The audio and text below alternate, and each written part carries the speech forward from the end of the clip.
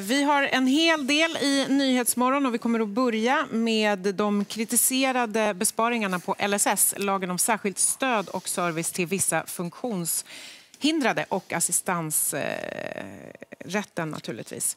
Den här förändringen, det är någonting som regeringen genomför just nu. Lagstiftningen bakom assistansen infördes 1994 och kostnaderna för de stöd den ger rätt till har ökat. 1994 hade 6 100 personer assistansersättning. 20 år senare var det 16 400 personer. Under samma tid har kostnaderna ökat år från år. De senaste 10 åren ökade utgifterna från 14 till 29 miljarder. Regeringen vill att man ska bryta utvecklingen av det ökade antalet timmar som beviljas för assistans. Oppositionen, organisationer som företräder funktionshindrade och personer som drabbats hävdar att det lett till hårdare bedömningar och många är oroliga för att bli av med sin assistans. Då säger vi välkommen till Åsa Regnér, barn-, äldre- och jämställdhetsminister. Fint att ha dig här. God morgon. Välkommen hit. De här besparingarna som rör assistans har ju mött väldigt hård kritik. Och det är väldigt många som har berättat hur de har drabbats. Vad känner du när du hör det här? Ja, tanken med det här är för det första inte att spara pengar på personlig assistans i största allmänhet. Och jag vill att de här rättigheterna ska komma de till godo som har rättigheterna. Det är utgångspunkten. Så jag känner verkligen med föräldrar, andra som blir oroliga nu. Det är inte syftet. Men jag tror inte bara att de är oroliga. Det finns ju mängder av exempel. Elvira, 2 år, är blind och svårt hjärnskadad, nekas assistanshjälp. Simon, 4 år gammal, kan få 40-50 epileptiska anfall per dygn, förlorar nu sin personliga assistent. Det är inte så att de bara är rädda, utan de är drabbade. Så här är det, att som vi såg här tidigare så har utgifterna för assistansen har ökat från 15 till 30 miljarder på en 10-årsperiod. Under samma tid har bara antalet personer ökat med 2 000 individer, från 14 till 16 000.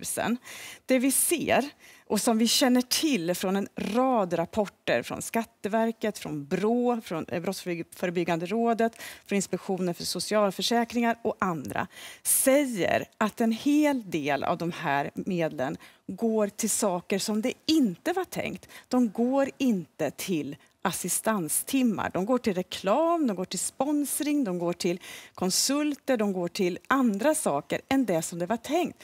Sen finns det väldigt många. Men de här människorna som är drabbade, alltså jag tror inte att någon argumenterar emot att du skulle ta bort den typen av medel, så att säga. Men jag tror att det som människor till exempel kallar för en brutal politik, det handlar ju mer om de enskilda individerna som på riktigt är drabbade. Så här är, när vi ser i år, 2016, så fortsätter timmarna att öka. Jag kan och ska inte kommentera de enskilda fallen som finns här i. Det kan man inte göra enligt svensk grundlag. Utan Försäkringskassan, om det handlar om statlig assistans, ska göra de här bedömningarna. Och det ska de fortfarande göra inom ramen för lagen. Vi har inte ändrat lagen. Men har Försäkringskassan gått för hårt på? Har de misstolkat era direktiv? Försäkringskassan ska göra bedömningar enligt lagen. Sen finns det en annan sak i det här. Det här är en rättighetslagstiftning och den är vid och då måste man ha domstolsutslag för att tolka vad som gäller om det uppstår tvister. Det finns ett antal sådana domar som förefaller, eller där vi behöver veta mer om effekterna av de här domarna.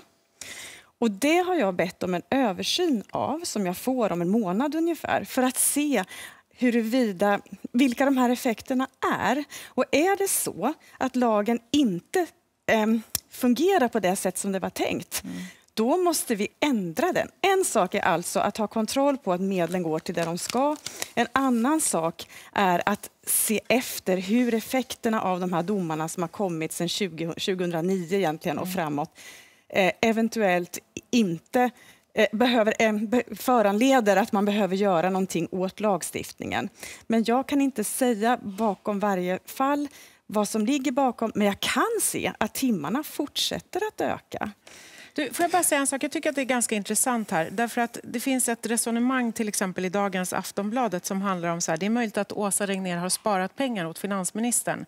Men vad är det som har hänt i hennes roll som jämställdhetsminister? Jag menar, de här funktionshindrade behöver ju också en jämställdhetsminister som förespråkar deras rätt. Absolut. Och som jämställdhetsminister så är det så att män har mer personlig assistans än kvinnor. Så har det alltid varit, så vitt jag vet. Och jag har inte sett några initiativ för att komma till rätta med det. När det gäller jämlikhet, som jämställdhetsminister så är Försäkringskassan en myndighet som ska jobba med det här. Vi har också en utredning som särskilt ska titta på den aspekten. Jag tror så här, att om man ber skattebetalarna betala hög skatt som vi gör i Sverige, det vet vi att människor gärna gör för bra välfärd. Men om man vet att medlen går till reklam, till sponsring, till konsulter, till ännu fler jurister och inte till assistanstimmar, då tror jag faktiskt att folk vill att politiker gör någonting åt det. Men vi har inte ändrat lagens intentioner, eller lagen. Vi vill ha kontroll på att medlen används till det som det var tänkt. Säg tack för idag och vi återkommer i frågan senare, Åsa. Tack så mycket. Tack. Vi ska vända oss till striden.